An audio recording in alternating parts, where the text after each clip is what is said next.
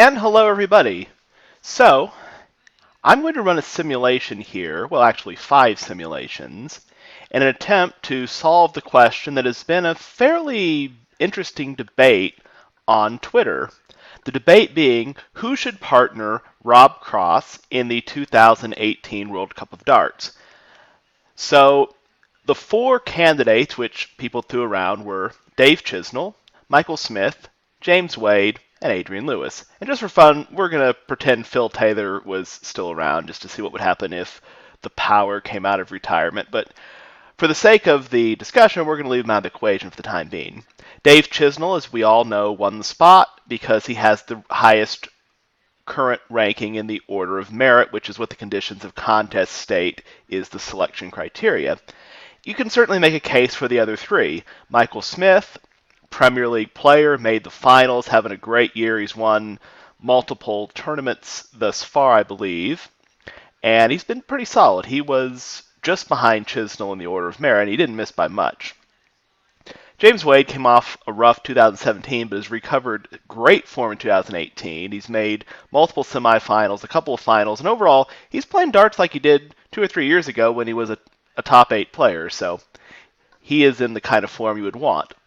Adrian Lewis, a 2-time world champion, he of course has all the experience. He's won, I believe, 4 World Cup of Darts partnering with Phil Taylor, and he had a horrible year last year. Some of that can be attributed to injury, and some of it can just be bad form, but he's certainly on the comeback trail this year. His form is doing much better, so the biggest angle with him would, of course, be get the experience. Of course, Phil the Power Taylor, I don't think anybody even needs to discuss why he would be the obvious choice should he still be playing, but anyway, that's the whole problem, is that Phil Taylor is not around. So who should be the other one of the 4? So what we're going to do is we're going to simulate each one of these 5 players with Rob Cross as their teammate. In each case, Rob Cross is going to go first because he is the reigning world champion, and he would be ranked above any of them in the order of merit. So under any circumstance, Cross is going to be England's number 1.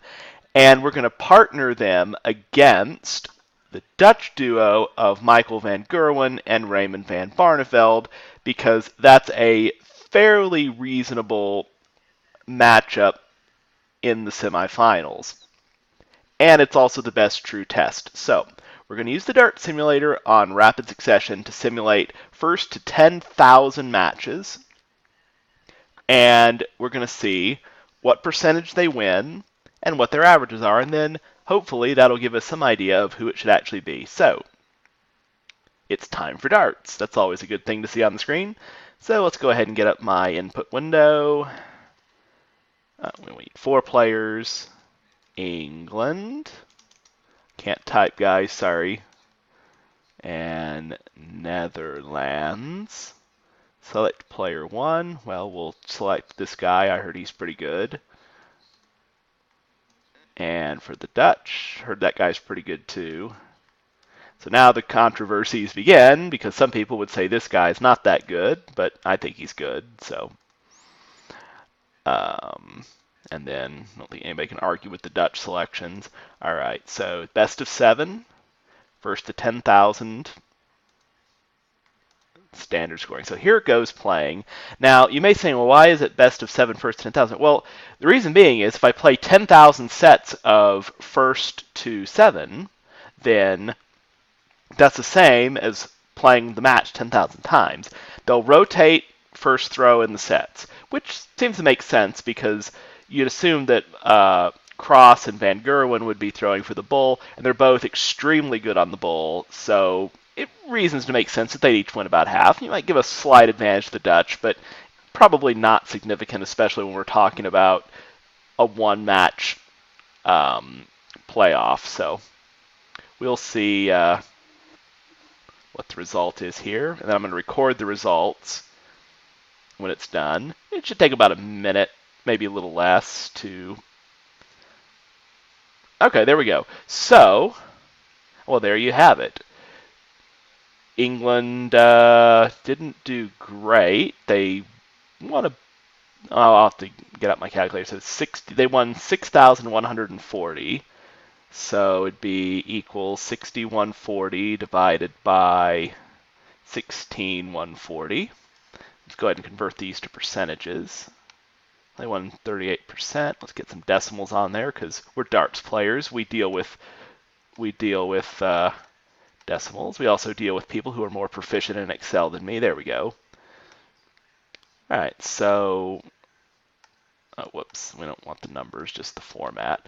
Okay, and then the average, let's get that again, 99.52. All right, so we'll go ahead and do the exact same thing with now Michael Smith as his partner. I'll have to re-input the data. Rob Cross, and Michael, now Michael Smith, and RVB, 7 and 10,000. And so, I mean, my personal choice would have been Michael Smith. I think he's earned it. I think he's had the best year and has run to the Premier League finals. It seemed pretty consistent. He wasn't the best player in the Premier League by any means, but he seemed to just know how to win. And as someone who's played some sports, and actually I do actually play a game for a living professionally, knowing how to win is so important. And Michael Smith is a winner. I mean, there are some players who just know how to win, and I think he's one of them. So I would want him on my team, even if he's not the best player, because I think he's the kind of guy who will find a way. So we'll see how he does here. Should be finishing up pretty soon. The Dutch should win all four because, well, they have Michael van Gerwen. Okay, so the average was about the same, but look at this. England won more games. I think that has to do with the fact that Michael Smith is a pretty good finisher.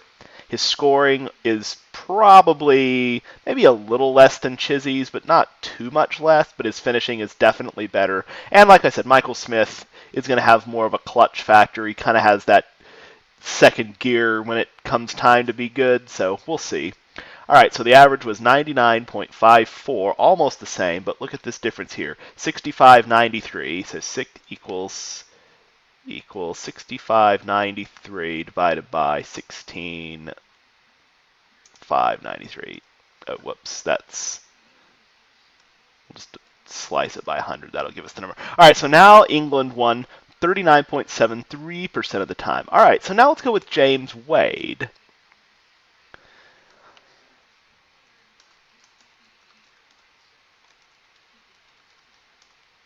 Player 1, cross.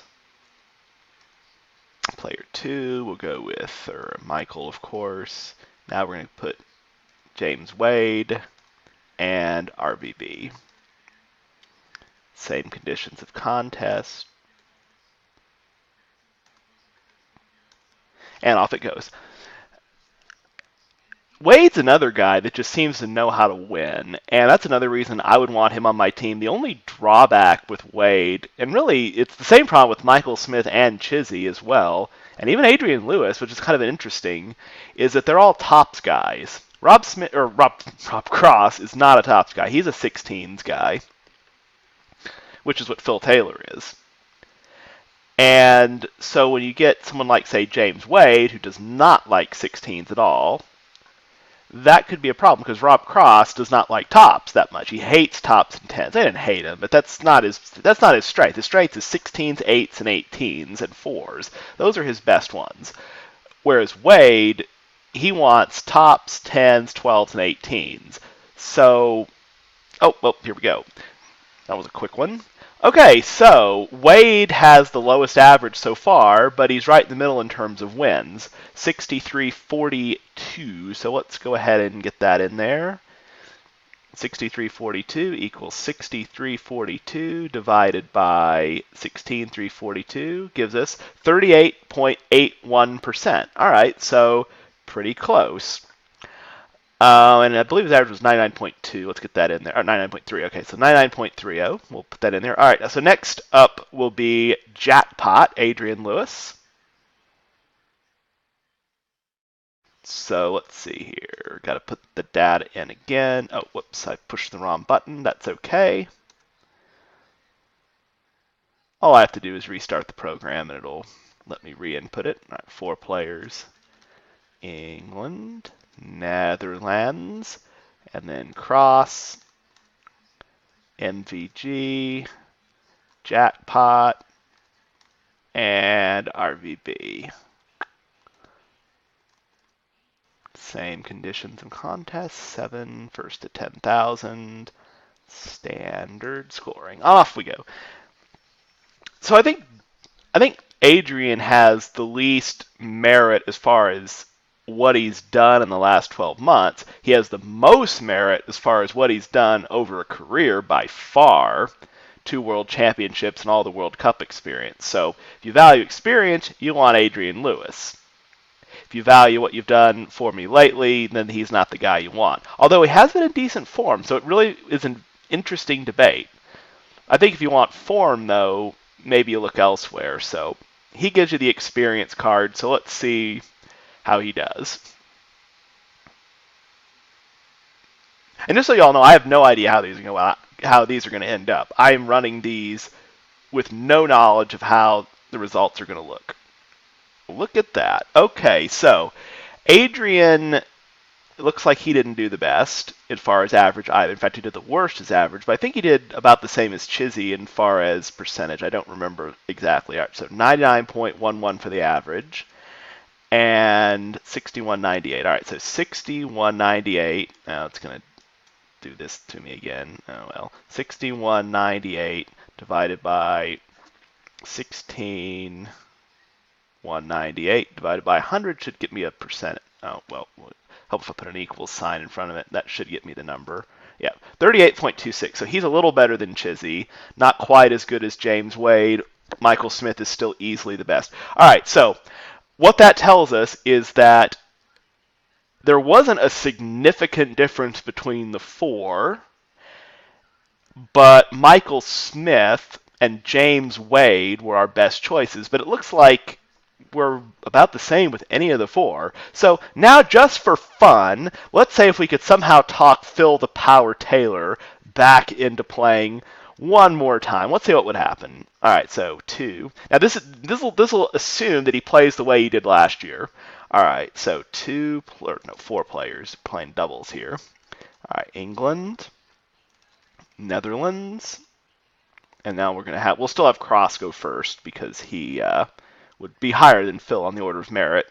Phil would be like 5th, I think, if he kept playing. All right, so MVG, and now we'll put in the power, and RVB. Same conditions of contest, and off we go.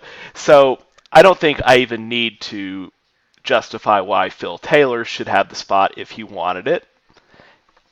You can argue whether or not he's the greatest of all time or not, but I don't think there's any doubt that he is, at least based on how he played last year, still a great, great player, winning the World Match Play, 2nd in the World Championship. I mean, come on. It's Phil Taylor. So let's see how he does. Should be about done. Looks like they're going pretty fast. I can kind of read the numbers as they're going by, so.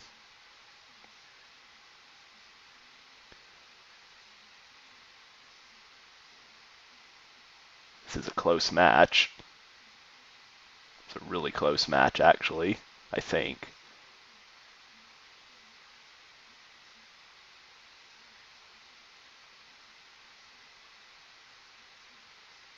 Oh, the Dutch still won, but look at that difference. I think that just speaks to how great Phil Taylor really is, because look at the difference he made. All right, so let's see what we get here. So we had 101.18 for the average, so we raised the average by about almost 2 points. And now our difference, 83.82. So we got equals 83.82 divided by 18.382. 45.6%. Look at that. Just by convincing Phil Taylor to come out of retirement, assuming he's in form and can play like he did last year, we got almost a 50% chance to beat the Dutch in doubles. Now, that should tell us something, guys, that all this debate about which one of the four should be partnering Rob Cross, it doesn't really matter. We're not favored against the Dutch. It's just a fact. And each one of the four gives us about an equal chance to win for different reasons. Because look at that. Their scoring varies slightly, but at the end of the day, you just got to play well. It doesn't really matter. So I don't know if this will solve the debate in anybody's minds, or if anybody even cares, or actually, I forgot to put up my table. But yeah, anyway, there's the final table. Sorry about that. Yeah, there's the table. Um, yeah, so I don't know if that will change anybody's minds, or if that will solve the debate in anybody's minds, or if anybody even finds this any a bit valid. But I think it's interesting to say the least. So there you have it, guys. Sorry for not putting the table up earlier. Like I said, I was totally impromptu doing this and basically did this with no rehearsal. So yeah, there you go. Um, if you have any questions about how this works, how these numbers came to be, and what any of this stuff means, feel free to leave a comment and I'll answer it. You can also reach me on Twitter. If you're finding this, you probably know my Twitter already. And yeah, anything else, just let me know what you think. So thanks, guys, and hope you found this interesting, enjoyable, and had a great time.